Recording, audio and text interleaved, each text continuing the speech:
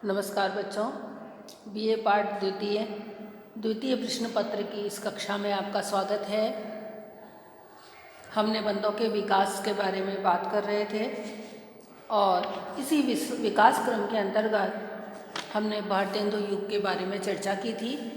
आज हम आगे बढ़ते हुए द्विवेदी युग के बारे में चर्चा करेंगे। द्विवेदी युग, जैसा कि आपको पता है, महावीर प्रसाद द्विवेदी के नाम से द्विवेदी युग जाना जाता है। द्विवेदी युग के जो निबंध हैं उनमें हमको भारतेंदु युग की अपेक्षा गंभीरता और शालीनता दिखाई देती है। इस युग के निबंधों का जो संबंध है वो सभ्य और शिक्षित समाज से ज़्यादा रहा है।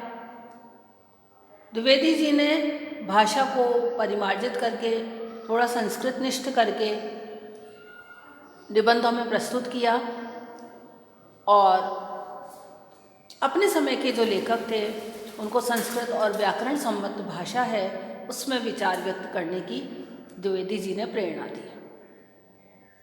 द्विवेदी जी निबंध को आदर्श रूप में प्रस्तुत करना चाहते थे, इसलिए उन्होंने निबंध लेखन में बेकन के जो आदर्श हैं उनको सामने रखा और साथ ही बेकन विचार रत्नावली के नाम से बेकन के निबंधों का अनुवाद भी किया।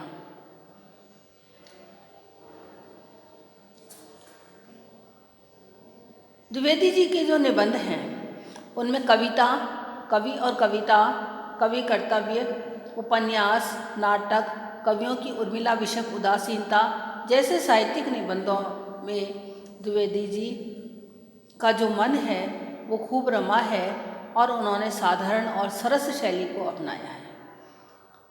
कुछ ऐसे निबंध भी उन्होंने लिखे हैं जिनमें रोचकता है, सरसता है, भावमयता है, आत्मीयता भी उसमें देखने को मिलती है। कई निबंध ऐसे हैं जिनसे कि इनकी व्यंग्य विनोद की रुचि का भी पता चलता है और द्विवेदी जी की शैली में विषय के अनुरूप गंभीरता भी बहुत है, अर्थात जैसा विषय होता है द्विवेदी जी की शैली वैसी ही हो जाती है।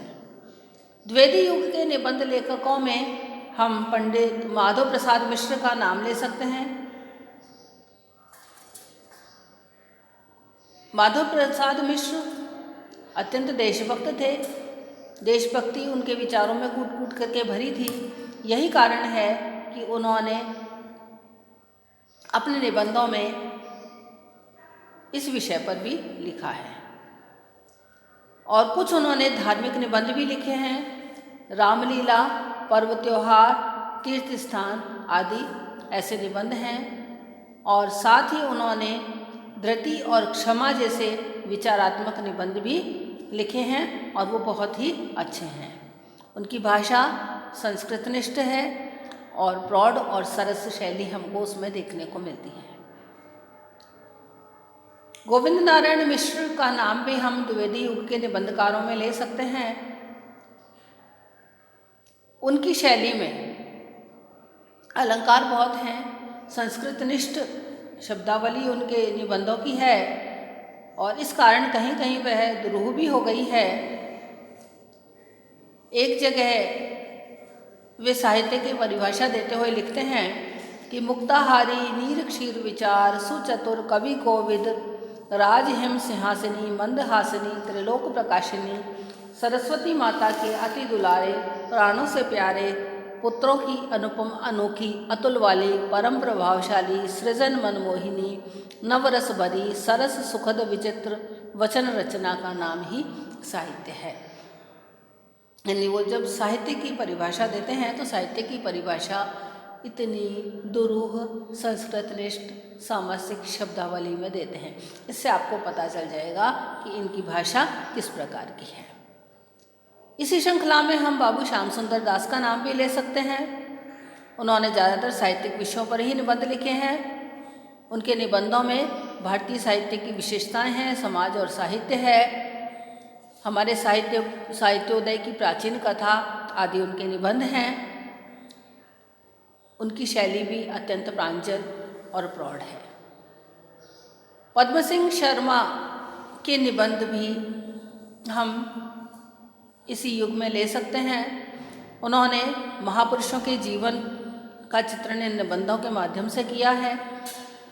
उस समय के व्यक्तियों के संस्मरण भी निबंधों के माध्यम से दर्शाए गए हैं। साहित्य की समीक्षा भी की गई है और बहुत से ऐसे विषयों को उन्होंने ग्रहण किया है।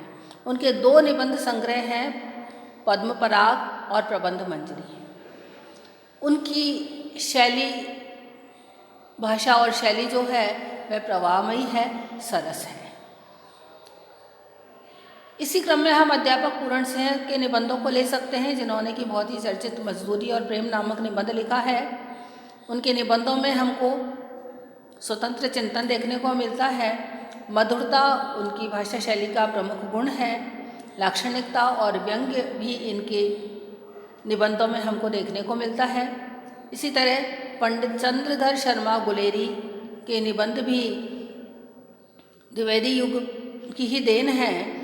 जिस तरह से पंडित चंद्रधर शर्मा गुलेरी ने कहानियाँ बहुत कम लिखी हैं संख्या में, लेकिन उनकी कहानियाँ कितनी प्रसिद्धि पा चुकी हैं, उसी तरह से इन्होंने निबंध भी बहुत कम लिखे हैं। लेकिन जिस तरह कहानियाँ बहुत प्रसिद्धि पा चुकी हैं, उसी तरह से इनके निबंध भी बहुत महत्वपूर्ण हैं।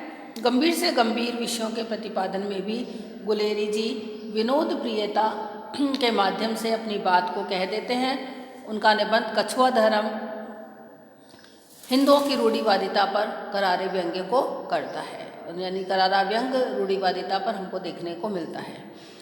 तो इस तरह से स्पष्ट है कि द्विवेदी युग के जो निबंध हैं वो ज़्यादातर विचार प्रधान हैं और इस युग की जो भाषा है वो अत्यंत प्रौढ़ हो चुकी थी, सरस थी, प्रांजल थी। कहीं कहीं विनोद प्रियता भी उसमें देखने को थी, लेकिन वह संस्कृतनिष्ठ थी, अत्यंत शुद्ध थी, परिष्कृत थी और परिमार्जित भाषा थी। उसमें व्याकरण के नियमों का पूरी तरह से पालन हुआ था। तो बच्चों, आज हमने हिंदी निबंध के विकास के क्रम में द्विवेदी युग के बारे में जानकारी प्राप्त की। अगले व्याख्यान में हम आगे के जो निबंध हैं उनके बारे में बात करेंगे। धन्यवाद।